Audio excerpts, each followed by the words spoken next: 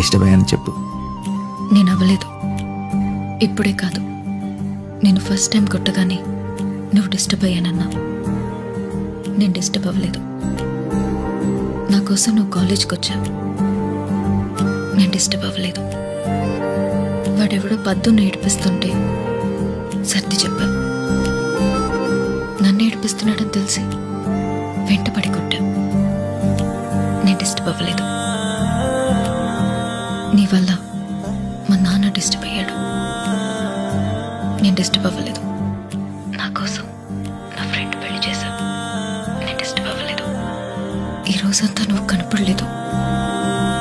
నేను డిస్టర్బ్ అవ్వలేదు. కానీ ఇన్నిసార్లు డిస్టర్బ్ అవ్వలేదు అని చెప్పడానికి ఎందుకురా ఇంత డిస్టర్బ్ అవుతున్నాను? ఐ లవ్ యూ అన్న 3 ముక్కలు కూడా చెప్పేది.